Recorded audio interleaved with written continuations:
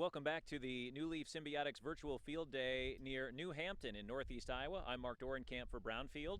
We're enjoying the sunshine, a pretty nice breeze, and Allison Jack is back with me. Allison is Technical Product Lead for New Leaf, and we've talked before today about the tour across the Midwest and all the work you've been doing this summer. So let's refresh our viewers as far as this location and kind of a culmination of a lot of hard work.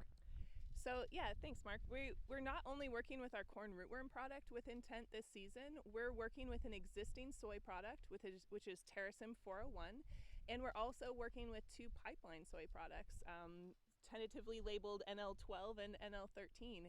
So we're actually able to get a commercial scale assessment of product performance before we've even launched them, which is fantastic.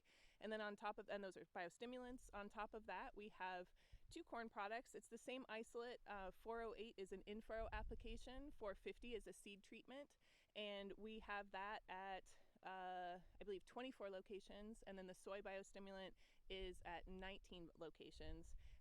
So we've really gotten a great look at performance across broad geographies, and we're excited to share a little bit about what we've been finding. And we're going to get into those findings, but first, just to remind our viewers that we are having to do this virtually today, still being a new company, 7 years old, New Leaf. I'm sure you would rather have people in the field with you to talk about the results so far, but we're making the best of it, dealing with some broadband connectivity issues, which with all of this distance learning and working from home, it's really kind of highlighted the importance of that. But I'm sure that you would much prefer having growers out here in the field walking rows with you. It would be great to meet everyone in person, and we look forward to doing that next season. The only silver lining of that cloud is that we are able to reach a broader audience, maybe people from other geographies. And as Natalie mentioned, we're really looking to expand into some specialty crops as well. So people who may not have come to a row crop trial, like, may be tuning in. So hello, if you're out there. And if you are out there, then you see this nice display, and I'd like for you, Allison, to kind of run through what we're looking at and why these were data points that you wanted to highlight. So something that's been fantastic about working with IN10T is, yes, we're getting yield data, and we're super excited about the yield data because that really is, where we show product performance.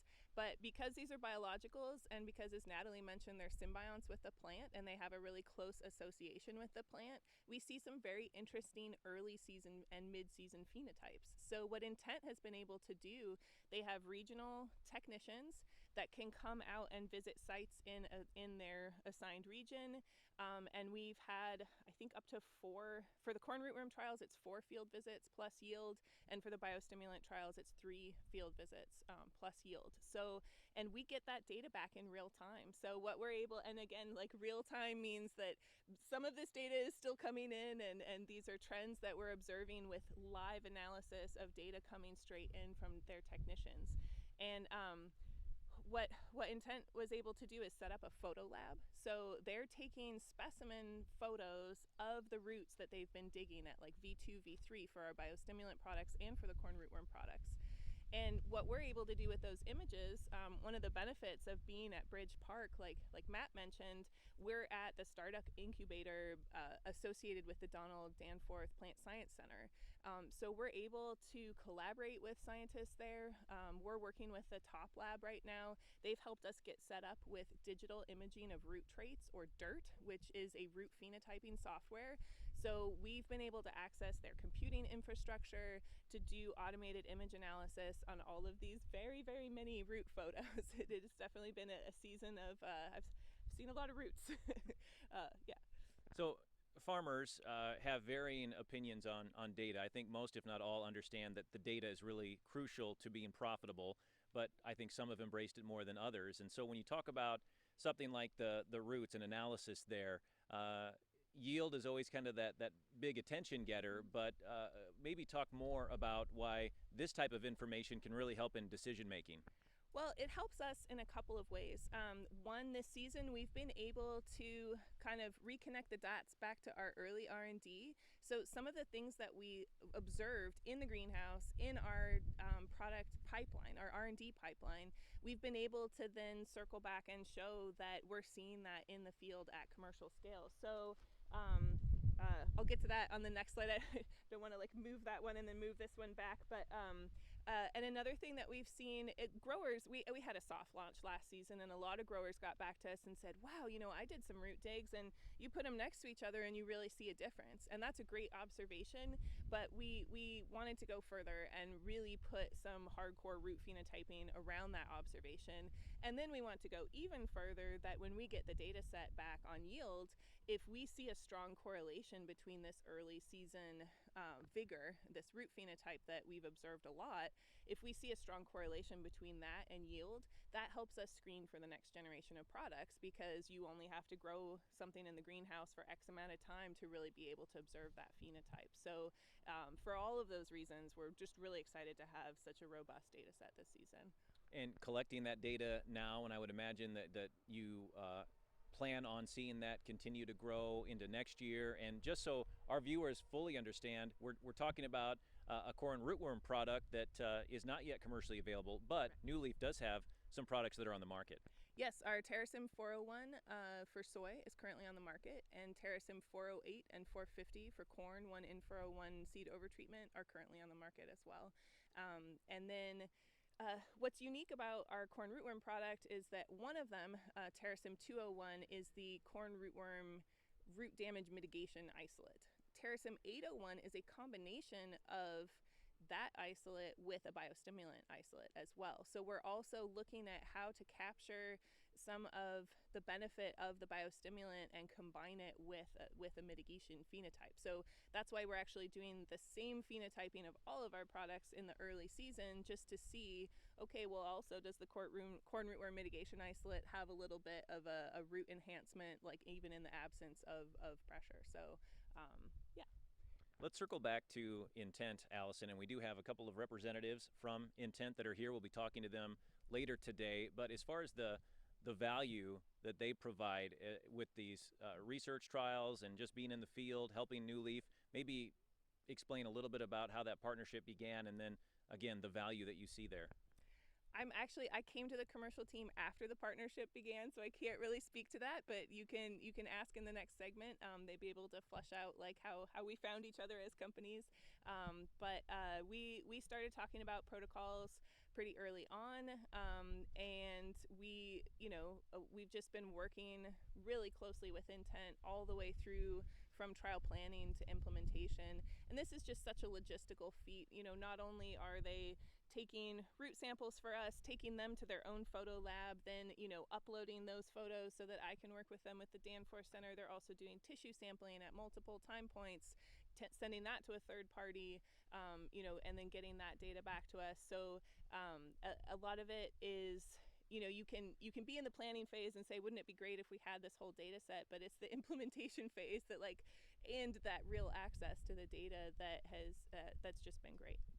Anything else on this display? I know you have another one you want to show our viewers, so anything else with this one before we switch over? Yeah, so this is just kind of a schematic that shows, again, going beyond the side-by-sides. We've observed that a lot. We observed it in the greenhouse.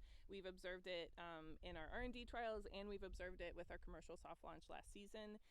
But being able to really put some hard numbers around, well, they look a little bit bigger, So this is how the digital imaging of root traits, or DIRT software, works, is that if you take a really nice JPEG, and this is the photo lab work that I've mentioned that IN10T is doing for us, if you take a really nice JPEG on a black background with a size marker, and your label of which treatment it is, the software extracts a first layer that's like a mask, basically, that converts everything to pixels. And from this layer, you can calculate things like total area, and length and width and all of that. But also DIRT extrapolates kind of a map of the root system. And that root skeleton, or that root mapping, allows you to look at things like number of root tips, which of course are really important for nutrient uptake, because that's where all the root hairs are. So we're able to, mean, I think it generates 75 independent metrics from each image. So, and I will say again, since this is live, we are getting the data in right now, and we've just done the tip of the iceberg in terms of an analysis. So we're going to be mining this data set for a while to come now, for both product development and to feed back to innovation within our R&D team. And for a size reference for those viewing, this is a poker chip here. It is. Yes. It's nice and round, and it's white, so yeah. You gonna swing by the casino on your way home? Maybe. Well, as we transition here, I think about the perceptions and the opinions of biologicals and how they have changed through the years. And you were talking earlier today about, I think it was at Commodity Classic, talking to a farmer about how his or her opinion has sort of evolved with biologicals. What was that conversation like? Yeah, that was a great conversation. So, coming from a technical field, Commodity Classic was my first trade show. So it was great to really hear from customers and potential customers, like what are the things that are important to them? What are they really looking for? And the statement that one grower made was, 10 years ago, 15 years ago, if anyone had been here with a booth selling biologicals, I would have said no thanks, because I think they're all snake oil. But he said what the challenge really is now is maybe there are 15 or 20 companies here, and I know from everything I've heard that like some of them are the real deal, but it's hard to, it's a cluttered landscape, right? So how do I know as a customer like who's backing their claims with data, and which is the one that I want to select, because I can't really try all 15 on my farm and run my own trials. So in hosting a virtual field day like this, you're going to help the grower kind of sift through all that noise to see if, hey, this might make sense on my farm, it might not, but let's run through this slide now. Sure. So again, some of the early observations in our R&D pipeline with greenhouse work is that we saw some upticks, pretty significant upticks in micronutrients. So in terms of nutrient acquisition, so with leaf tissue in both corn and soy in the greenhouse, we've seen with some of our commercial isolates and some of our pre-commercial isolates an increase in foliar manganese and foliar iron content. And we, not surprised, like it always makes you feel good about your pipeline when you're like, oh, you look at the data coming back from coming back from the field visits from Intent. We're like, hey, we see a bump in foliar manganese and foliar iron. So that's something that, when you're working in the greenhouse, you have to do it because of the sheer scale of things that you're trialing. Like I can't try 1,000 isolates at this scale, right? But we can try 1,000 isolates in the greenhouse. And you always in the back of your mind are like, well, I hope whatever we're observing here also holds up in like the field and in a commercial scale setting. And that's really what we've been able to see and to verify with these data sets. So so with both Terracin 408, which is our corn biostimulant, 201, again, which is the corn rootworm mitigation isolate, and 801, which is a combination of a different corn biostimulant and the corn rootworm mitigation isolate, we see that trend across all of our corn products is an uptick in iron and manganese. And there it also says in real world growing conditions. Exactly. And so there are so many variables. And so as you try to collect this data, it's important to point out to again, people that might be interested in the product that you're trying this in a variety of settings. Oh, exactly. We're across broad geographies, which is why the road trip was so long. We're like, yay, we're really happy to be across such a broad geography. Yeah, it's a lot of driving, but we're doing good. So I'm sure you're most excited about doing some live broadcasting to end the whole thing, right? This is a really exciting, like, kind of, yeah, like a capstone on the entire experience. It's great to be able to connect with people digitally, even if we can't connect with them in person. So. And again, with the thought of if people were able to come and attend this today, some other comments or questions that you assume you would hear, anything else you want to address right now? Oh yeah, so again, like, you're doing this fancy dirt phenotyping, what are you finding? So let me make sure to give a shout out to these data here. With all of our corn products, and again, this is just the tip of the iceberg on analysis. We're going to be mining this data set for a while, but what we've been able to identify is across the board, some moderate increases in total root area, skeleton rooting depth, skeleton rooting width, and number of root tips. And with our Terracin 408, our biostimulant isolate, We also saw a 9% increase in nodal root length, and that transition from seminal roots to nodal roots is so crucial because the seminal roots can't actually uptake any nutrients from the soil, nor can they uptake any of your starter fertilizer. So again, I've spoken with some agronomists in this space, and they've said, well, that certainly can't hurt, but we've got to see the proof with the yield data, and so we're very excited to share that back with this audience as well once we can put all those pieces together.